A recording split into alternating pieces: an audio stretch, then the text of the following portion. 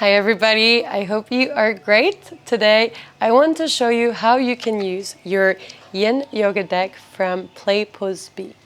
My name is Ilo and I have been teaching for the past 7 years, and I like to use my PlayPauseBe deck because it's super useful to create sequences, especially if I'm running a little late or have not been doing my homework, which is to prepare my class so great. There's this amazing feature that I really enjoyed that is listed on your cards,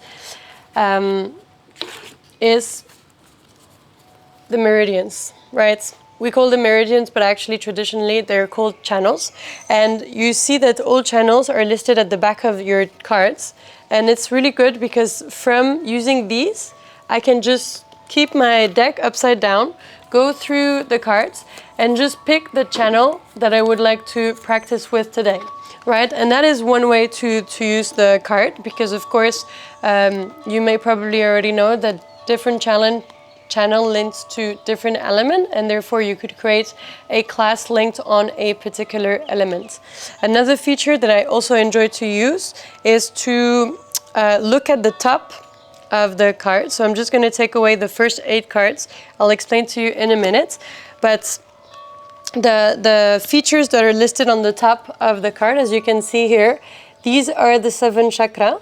Chakra are the energetic centers that we have in the body, and depending on which pose we practice, well, we can reinforce the focus of energy that we welcome within these particular center. So that could be another way also to build your practice as well. But of course, another way that I also use, and you can also use, is to kind of shuffle your deck and just pick out 2 or 3 cards, and these could be kind of the peak of your practice or something that you bring in.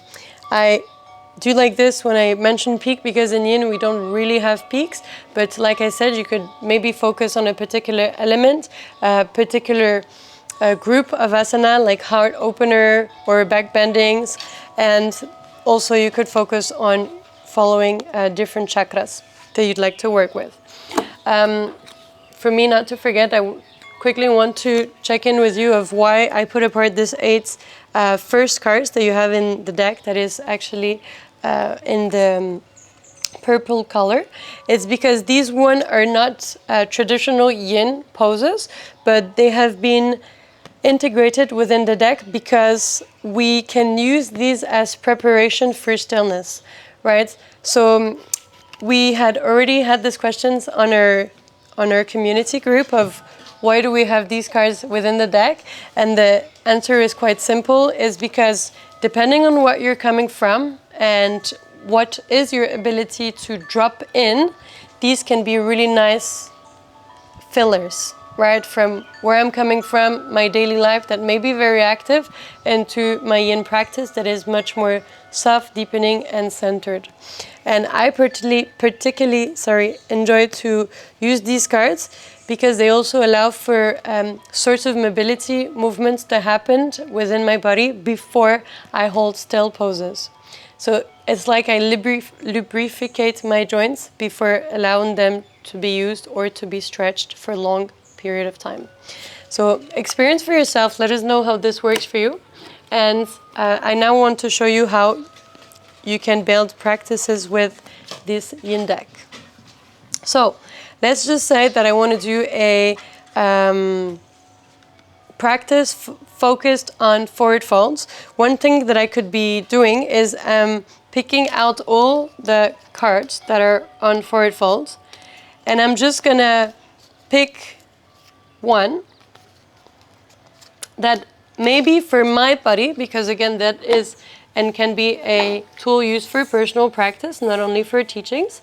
I'm gonna look at these cards, so I've just taken 5 cards now, and I'm gonna tell to myself, okay, for me, what in this category makes it a little bit more challenging in my body, and what do I want to focus a little bit more?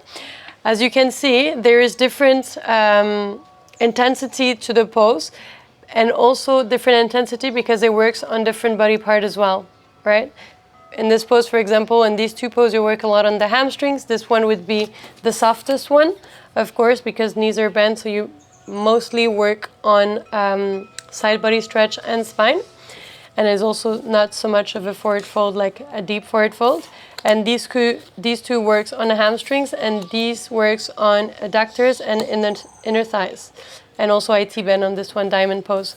So one thing that I could do is, okay, I know that I have really long hamstrings. I'm quite comfortable with this, so I could use this as a transition to open even more, to then find more depth within these two to finish with.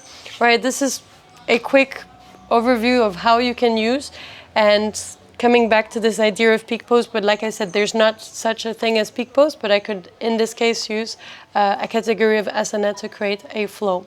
And of course, one thing that I do, especially when I teach, I love to mention which channel I work with, and also because then you can relate it to, you know, some direction, some ideas that happens in our lives as well. Then I like to, like I mentioned previously, take my deck, turn it upside down, shuffle, and pick out all the cards, for example, that work with the heart meridians, right? And I pick it out, and so on. And of course, then I have a lot of poses, and I just select a few and then create a practice with it, depending on how I want to start, where I want to build to, and how I want to finish. Typically in Yin, it's not so much of a mountain, but it's more of a downhill practice, right? We work towards releasing more and more and more and more.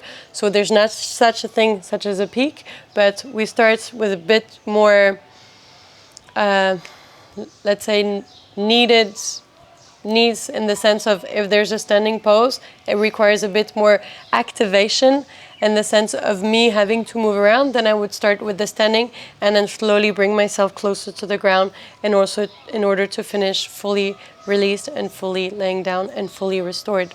So I hope this video was useful for you. Please let me know how you built your practice, how you're using your deck, especially if you're using your decks in ways that I haven't mentioned. I think we can all learn from each other, and that's the beauty of having a community.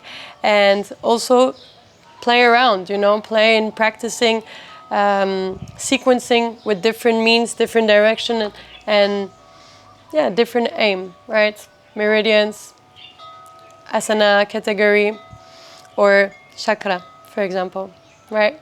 Enjoy your practices. Thank you for watching.